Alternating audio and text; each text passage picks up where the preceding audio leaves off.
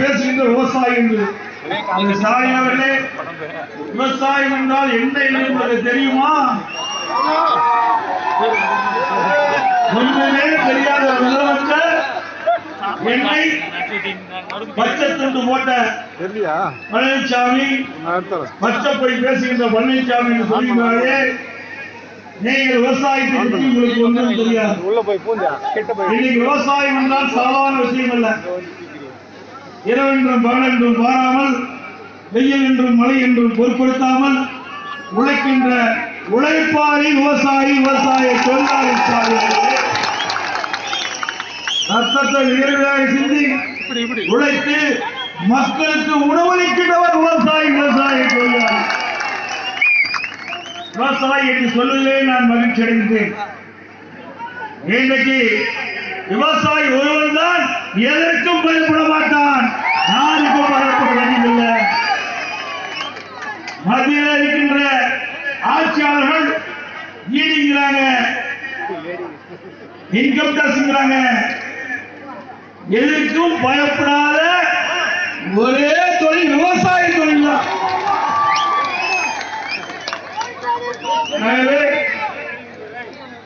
விவசாயம் என்பது ஒரு புனிதமான தொழில். அந்த புனிதமான தொழிலை பச்சைப்படுத்தி பேச வேண்டாம், பேச வேண்டாம். இன்றைக்கு அந்த உழைப்பாளிகளை பச்சைப்படுத்தி பேசாதீர்கள். என்னை பற்றி பேசுவதாக நினைத்துக் கொண்டு விவசாயிகளை அவமானப்படுத்தாதீர்கள். விவசாயிகளை கொச்சப்படுத்தி பேசாதீர்கள். விவசாய தொழிலாளர்களை கொச்சப்படுத்தி பேசாதீர்கள். அனைத்து இந்திய அண்ணா திராவிட முன்னேற்ற கழக ஆட்சி இருக்கின்ற பொழுது விவசாயிகள் செழிப்போடு, வளமோடு, நலமோடு இருந்தார்கள். 2 முறை தொடக்க வேளாண்மை வங்கியிலே பயிர்கள் பெற்றிருந்தார்கள். தள்ளுபடி செய்தோம். 2014 அம்மா தள்ளுபடி செய்தாங்க. 2021 நடவு விவசாயம் 2021 12,110 கோடி விவசாயிகளுக்கு தள்ளுபடி செய்த அரசாங்கம் கொண்டாடுகிறார். 2017 முதலமைச்சர் பொறுப்பேற்கின்ற பொழுது கடுமையான வறட்சி, குடிப்பதற்கு கூட தண்ணீர் கிடையாது.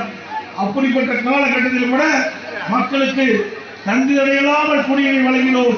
அது மட்டுமல்ல, விவசாயிகள் பயிரிட்ட அந்த பயிர்கள் எல்லாம் வெயிலை கருகி சேதமடைந்து அந்த பயிர்களெல்லாம் கணக்கிட்டு அம்மாவுடைய அரசு வறட்சி நிவாரணம் கொடுத்த ஒரே அரசாங்கம் இந்திய வரலாறு. தமிழகத்திலே எந்த ஒரு அரசும் வறட்சி நிவாரணம் கொடுத்தது கிடையாது.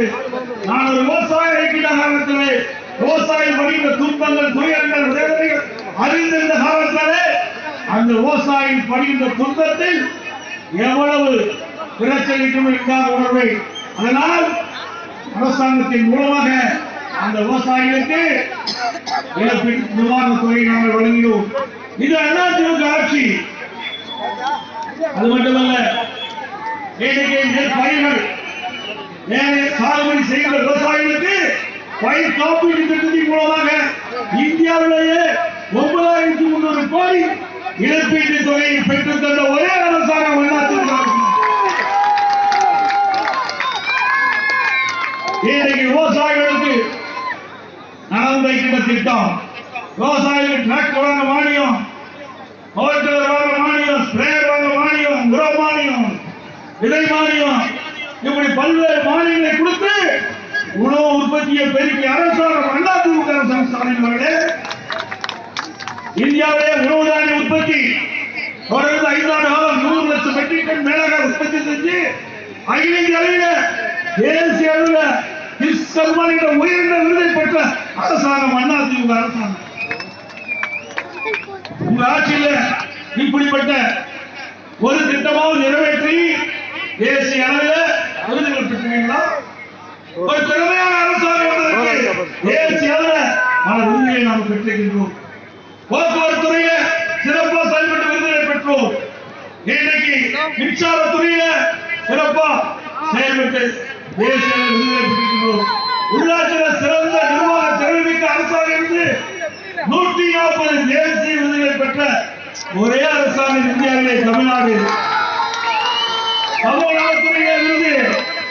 கல்வியில விருது, பொதுப்பணித்துறையிலே விருதுகள், இப்படி துறை வாரியாக சிறப்பான நிர்வாக திறமையின் காரணமாக இந்திய அளவில் தேசிய அளவில் பல விருதுகளை பெற்று சாதனை அரசு என்று நிறைவேற்றிய அரசாங்கம் அதிமுக அரசாங்கம்.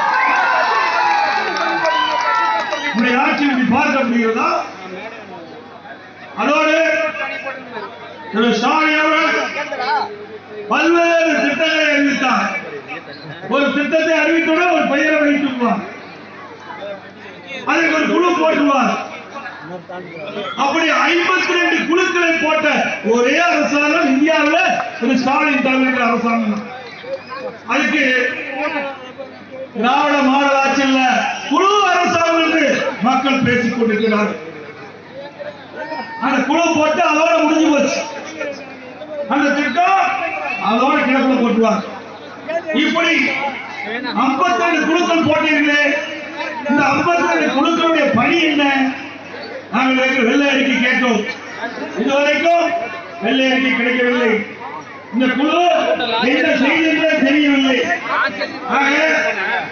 ஒரு பொம்மை முதலமைச்சர், திறமையற்ற முதலமைச்சர் நாட்டை ஆண்டு கொண்டிருக்கிற காரணத்தாலே குழு போட்டு போட்டு திட்டமே நிறைவேறாமல் 3 ஆண்டு காலம் கழித்துதான் மிச்சம். அதோட எல்லா துறையும் போல ஊழலாத துறையே கிடையாது. ஏற்கனவே ஊழலுக்காக ஒரு அரசாங்கம் கலைக்கப்பட்டது என்று சொன்னால் திமுக அரசாங்கம் தான் ஊழலுக்காக கலைக்கப்பட்ட அரசாங்கம். இரண்டா இந்த கருணாநிதி அவர்கள் முதலமைச்சர் காலகட்டத்திலே ஊழல் பிறந்து விட்டது. ஈரான ஊழல், பூச்சி மருந்து ஊழல், அரிசி பேர் ஊழல், இப்படி ஊழல் ஊழல் என்று ஊழலுக்கு சொந்தமான கட்சி திமுக கட்சி. அரசியல் திரு கருணாநிதி குடும்பம் மன்னர் குடும்பமா? திரு கருணாநிதி முதலமைச்சர் வருவாரு, திரு ஸ்டாலின் முதலமைச்சர் வருவாரு, அடுத்து உதயநிதி வரத்துக்கு முயற்சி பண்றாரு, நடக்காது.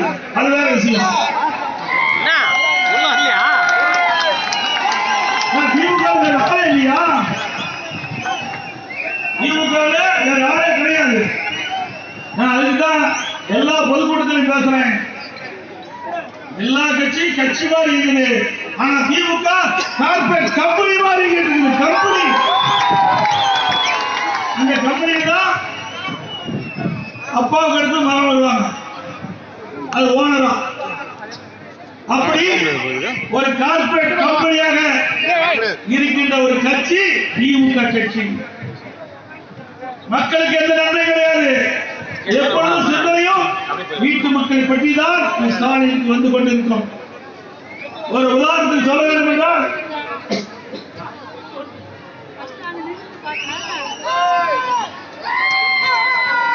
ஸ்டாலினும் மக்கள் நல்வாழ்வுத்துறை அமைச்சரும் காலையில நலப்பயணம் மேற்கொள்றாங்க.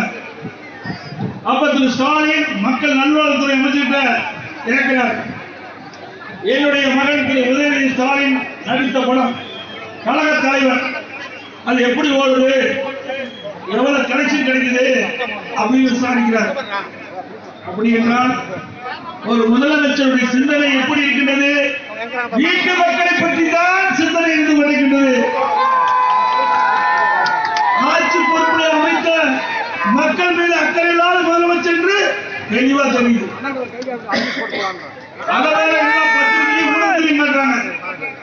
இது ஒரு பெரிய செய்தி மாதிரி அவர் பேசிக் கொண்டிருந்த செய்தியை பத்திரிகையிலே ஊடகத்தில் வெளியிட்டாங்க.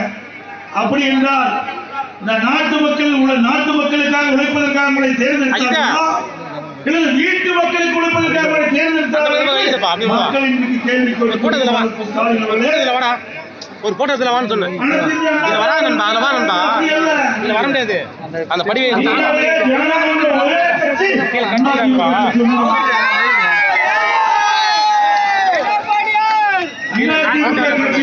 அங்கதான் மாட்டி பேச முடியும். செஞ்சுனாங்க. இங்க இருக்கின்றவர் இங்க மேலே அமர முடியும். ஏன் இவ்வளவு கஷ்டப்படுறாங்க?